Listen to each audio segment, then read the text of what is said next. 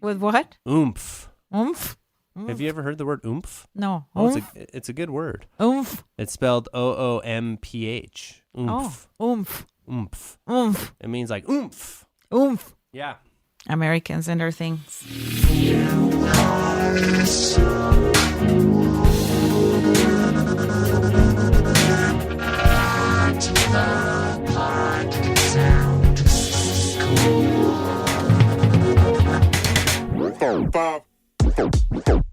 Hey everyone, I'm Studio Steve and I'm here with Veronica.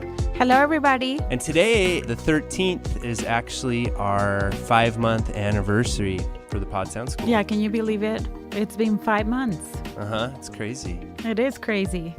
Feels like 2 years. It really does feel like 2 years. Yeah, it's been quite a journey. But if this is your first time checking out an episode, the Pod Sound School, you'll find all the resources you need to grow your digital footprint by planning, developing, and launching a high-quality podcast. So, on today's episode, we're going to be talking all about podcast topics and finding topics and ideas for your podcast. So this episode is for those of you who are on the fence of whether you should have a podcast or not, and it's going to help you to pick your topic. Yeah, so on this episode, we're going to go through the step-by-steps methodology that Veronica and I use with our clients to help them to choose a topic and to narrow down their niche market and to narrow down the topical ideas and the episodic ideas for their podcasts. So we're going to be covering 7 steps, and by the end of it, you'll be all ready to go and get started with your podcast. But before we dive into it, we just want to tell you about our Overachievers Club over at Patreon. Yes. So, and I think we've been doing this every episode for the last few weeks. We didn't feel like doing it at the beginning of our journey, but we need your help. And Patreon, what you can do is to go there and to sign up for a pledge, and that will help us immensely. It will help us so we can keep the doors of the Pod Sound School open. It will help us so we can keep creating content, free content every week. It will help us so we can keep providing resources to new podcasters and podcasters who need our help. And we need your support and we need your pledge. And if you do that for us, we'll be eternally grateful. And the Pod Sound School community will be grateful too. Yeah. So come check us out. We have a goal after we get 2,000 patrons. We're going to open the doors to the Pod Sound School Espanol. For our friends in Central and Latin America. Yeah, for those of you who haven't noticed my accent, I am not from here. I'm from Colombia, and one of our goals is to bring the Pod Sound School to the Spanish-speaking countries. And your pledge will help us do that, and we'll get access to us. Yeah. And we'll be, grateful that you did. We'll give you a shout-out. We'll give you love. Oh, talking about that, we need to talk about our new Patreon. Yeah, actually, we have 2 shout-outs to do today. Our first is for our new patron, and we're so grateful. We're so happy. It's actually our 2nd patron. Yeah. So that's a pretty big deal. And it's Cage's Kiss, the Cage's Kiss podcast. No, they're our 3rd, because I was the first one. Oh, yeah. So technically, they're the 3rd. Veronica's our first patron. Yes. So that was really fun. If you haven't heard their podcast yet, you haven't checked it out, you definitely should. Cage's Kiss podcast. It's all about Nicolas Cage and his crazy career. And it's a really fun topic for a show. Thank you so much. Thank you so much for your support. We love you, and we will make sure that you are well taken care of. And then we put out a tweet about our YouTube video. Yes. And how there's one spelling error in it. And we said if you could find the spelling error, then we'd give you a shout out on our next episode. And so that goes to Jacqueline Schiff for finding the spelling error. We missed an E in interested, so it was interested or something like that. We love having spelling mistakes in our YouTube videos. So it makes it so people go watch them. Yeah, and I didn't realize until I looked at her Twitter profile that Jacqueline Schiff was the founder of Podreacher. podreacher.com, which is a really cool company. They do content marketing to help your podcast get more traction. So you should check out Podreacher. They give your podcast more legs. They do turbocharged SEO, increased discovery. And I think one of the coolest things they do is they repurpose your episodes into high quality articles. Oh, how cool is that? Yeah, or Q&As at reasonable rates. How cool is that? That's really cool because a lot of us don't have time to be repurposing our episodes into blog posts or Q&As and things like that. So definitely worth checking out. Jacqueline asked us if we were going to be at podcast movement. The podcast movement. We won't. We won't be at the podcast We won't. movement. It just so happens that next week is my birthday. And we will be celebrating. We will be celebrating. So, but next year, we'll be there next year. We'll be there for sure. Let's just go ahead and get at it then. Okay, so we have 7 steps. So after following this 7-step process, you'll be able to finish this episode and go and come up with a topic for your show. I can guarantee you that. And if you don't, message me. Say, Veronica, you're wrong. So step number 1, the very first thing you need to do is to ask yourself, why do I want to start a podcast? Is it that you want to entertain other people? Is it that you want to grow your community? Do you want to educate? Do you want to share your passion about certain topics? Or simply because you love to hear your voice and how it sounds in the microphone? So that's the first thing you need to do, is to be honest with yourself and say, okay, I want to have a podcast because I want to grow the digital footprint for my business. Or I want to have a podcast to educate other people about my art, or whatever the reason. Just come up with a reason why. Okay, let's move on to step number 2. Step number 2 is inventory.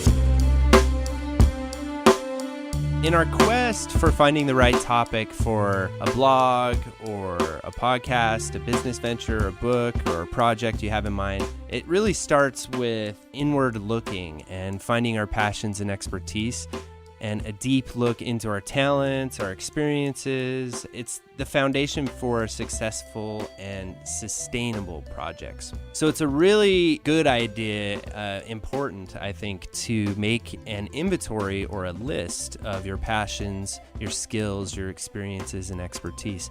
What are my interests and passions? What are my skills and talents? What are the subjects you can talk about for hours? What activities do you do that you lose track of time when you're doing them? What do you find fun or easy that others find difficult or challenging or boring? What are people constantly asking you for advice on? What are some of the challenges that you have overcome? What accomplishments do you have? What is your educational and professional background? And just because something comes easy for you does not mean that others will not find it interesting. So those are all good things to make a list of when you're, struggling to find a topic for your podcast. Yeah. So sit down in front of the computer and start typing. It doesn't have to be perfect piece of writing that you are doing here. It's just more like a brain dump kind of thing. You want to dump all your ideas on paper and don't think about it too much. It's just the first thing that comes to your mind. Okay, number 3 is the content creator. So step number 3 is, what kind of content creator are you?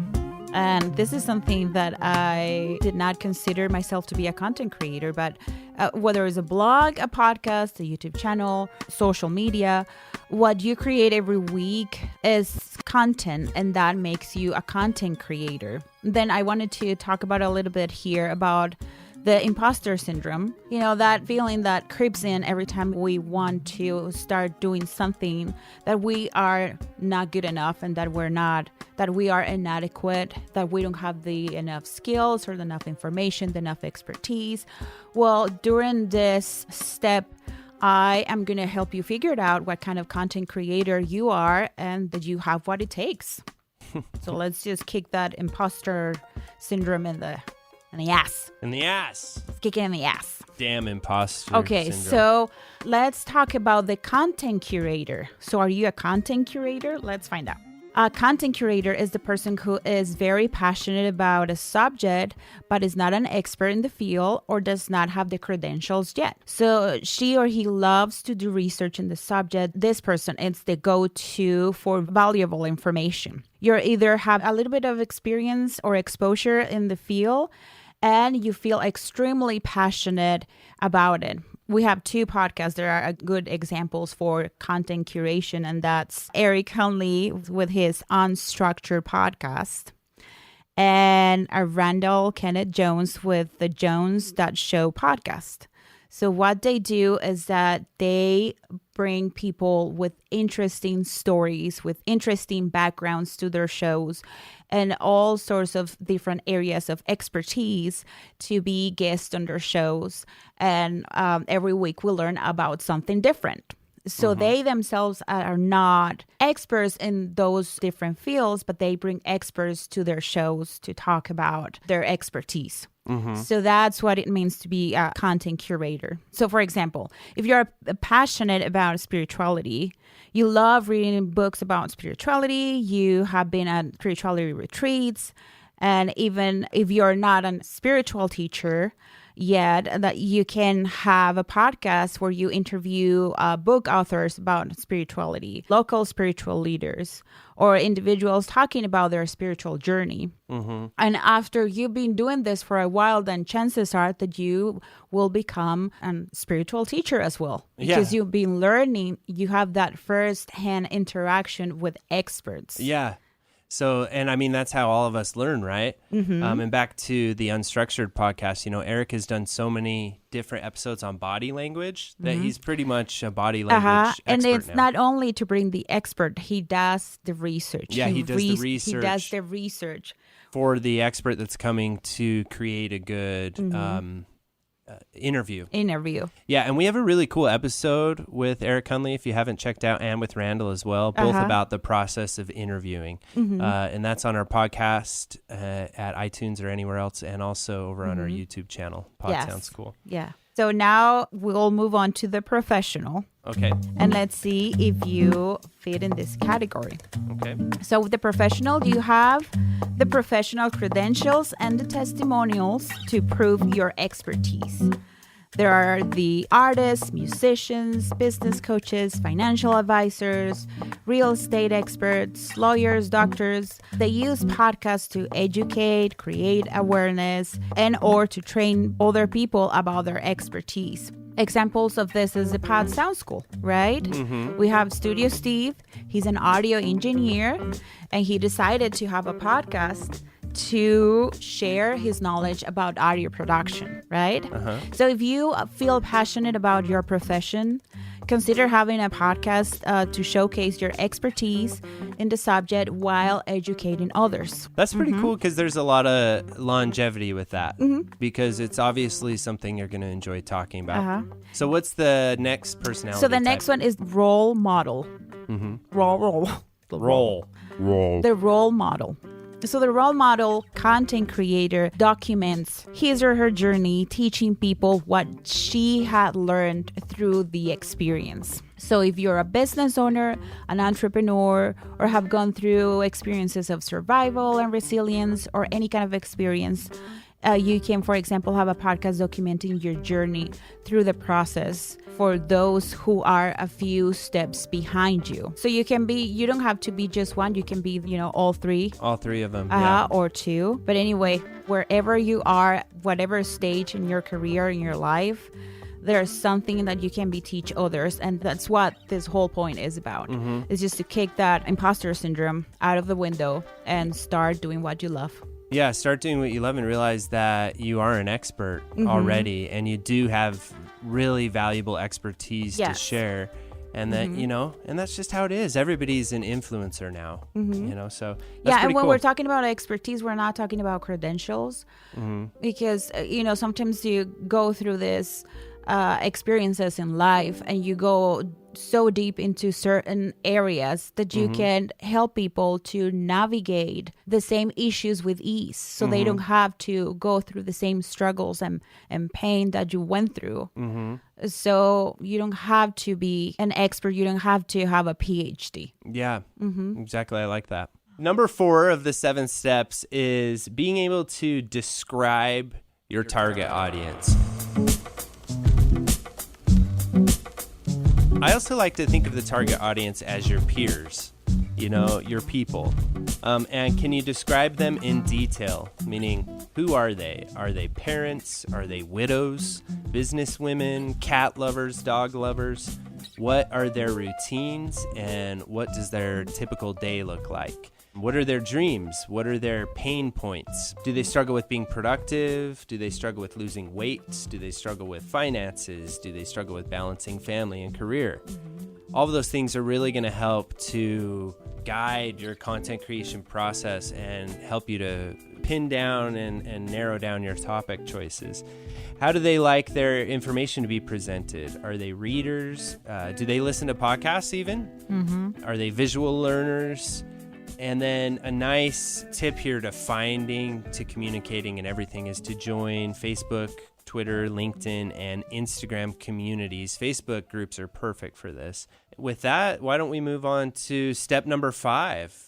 Step number 5 is the external research. So far we have step number 1 and step number 2 is to look inward, make an inventory of your skills, talents, and expertise. Step number 3 was all about what kind of content creator are you, what kind of things you have to offer, and describe your target audience. And after we have described our target audience in detail, then we move on to the external research, which is, okay, I have all this. Are people searching for this kind of topic?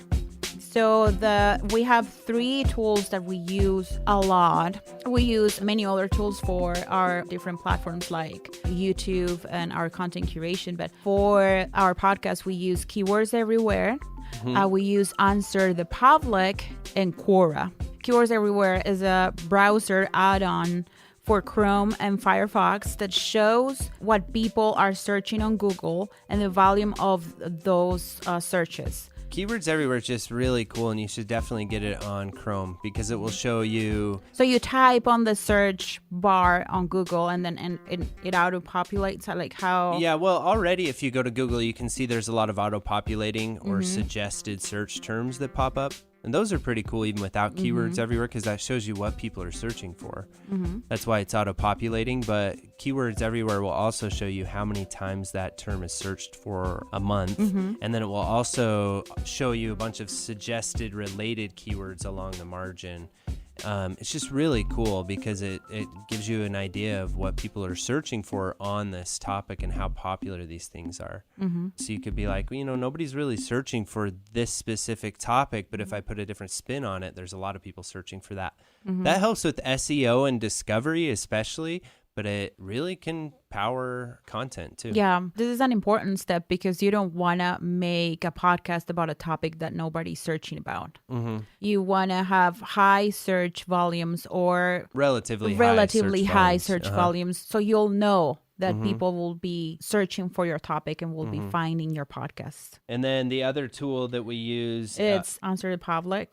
Yeah, we love Answer the Public. It's a data visualization tool that fetches and maps keywords, suggestions, and predictions that you see when you perform a Google search. It's really cool because it shows you what people are concerned with, what problems they're having. And then finally to things like forums like Quora. It's a question and answer website where questions are asked and answered by internet users. So it's a great resource for you to go and find out what people are looking for, what they're asking for. So you can be more specific with your topic. So the next step out of the 7 is competitor research. This is basically how it sounds, is looking into your competitors And a lot of people in the podcasting community don't really like using the word competitor because we're all like a family. If you're new to the podcasting community, you've probably noticed that, how warm and welcoming podcasters are. But people who are doing this same type of podcast that you're thinking of doing, it's very important to check their shows out and really just to find, are there any podcasts that are doing what you're thinking of doing on the topic you're considering? Look how competitive that is. Right, so if you want to do a podcast talking about Game of Thrones, see how many other people. Other people? Yeah, or a movie podcast or true crime podcast. You're entering into a very thick market there, so you're going to have to niche down a little bit more and find something that makes you unique and that can appeal to a smaller group of people, so that you can have a competitive advantage at first. And then look at the different podcast directories. Look at iTunes, look at Spotify, Google Play, and listen to the top 5 podcasts that come up in that category and see if there's something that they're not providing. See if there's gaps in their information that they're not giving. And then if their podcast sounds like poo-poo. Or if their podcast sounds like poo-poo. I'm going to do it. I need to like cue up sound effects, like fart noises, maybe rockets launching, maybe a duck quacking, maybe a cat meowing, just for occasionally, and you wouldn't be able to hear it, but our listeners here on Twitter Live, they could hear it if we had any listeners. There's one that keeps coming in and he keeps falling out. Okay, anyway. They're all a podcast movement. Yeah, they are. And then do quick Google research, podcasts about grieving, podcasts about book clubs, definitely do some Google research and look into people who are doing what you're thinking about doing. That is great for inspiration, but a word of warning there, don't get discouraged. Don't be discouraged by their high production values. Don't get discouraged by how they seem to dominate the internet with your topic. You have a very special message that's very unique to you, even if you want to do the same thing that 100 other people are doing. Just be you, be true to who you are, and you will have a competitive advantage. Just get started. Just give it a spin. And let's finish off with number 7. So step number 7 is I have problems with this word, monetization. That sounds perfect. Monetization? Yeah. Monetization. And this is something that we sit down and talk to our clients about. Yeah, all the time. Because this influences your content big time. One of the main reasons podcasters give up on producing their shows is because producing a podcast is time consuming and they don't seem to have a clear idea of how to monetize or what is the return on all the investment I'm making. So you have to, I know that this makes people a little uncomfortable, but you have to think about how am I going to generate a revenue out of my podcast. So before you settle on a topic, consider doing research about how you can monetize from your topic. See if other people who are creating this type of podcast or podcast on this topic. And like you said, that's tricky because a lot of people want to get into it. And going back to the very first step, the why you're podcasting, it's cool because it's almost cooler if your why has nothing to do with monetizing. And that's why you said, it's kind of tricky for people at first.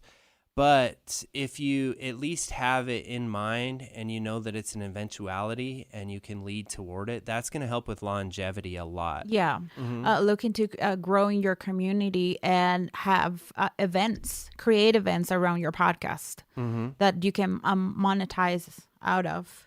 Just think about it. Just have it in mind. Have a plan for it. That's all you need to do at this stage. And a lot of times that will drive the type of content you create because you can start thinking of things in terms of like having products that you're trying to sell, or if you're trying to drive people to your crowdfunding source, then you can kind of reverse engineer your product into an episode. So people might not necessarily realize it, that they're kind of falling in love with your product that you're eventually going to lead them to purchase, which is pretty cool. Yeah, so think about monetization directly or indirectly out of your podcast, because if you have a business and you want your podcast to generate more leads, then you indirectly are generating income for your business.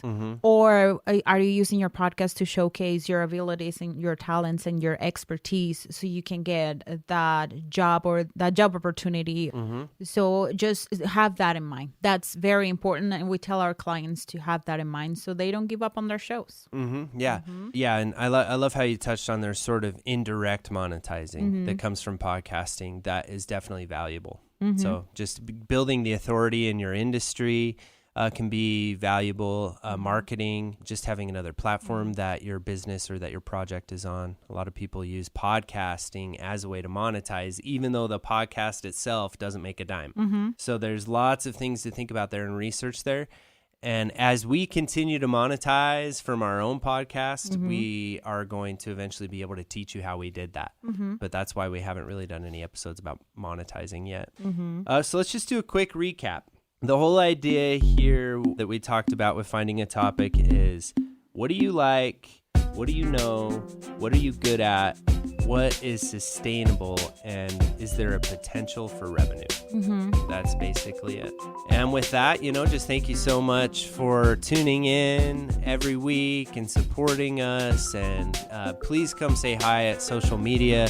Come ask us any questions you have, and especially suggestions for future episodes or content you'd like to see us create.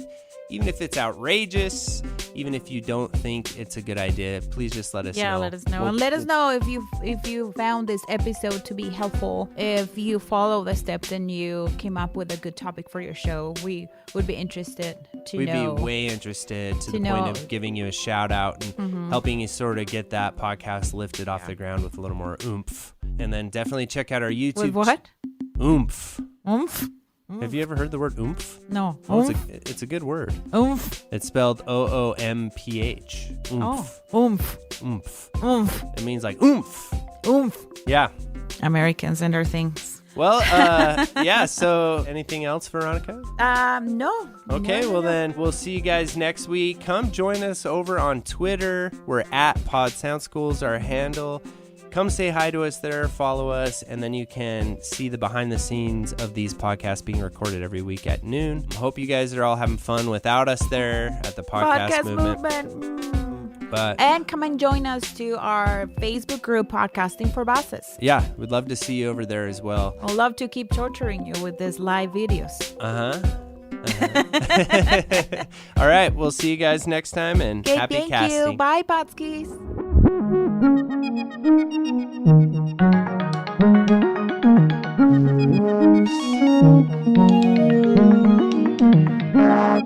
Pod Show.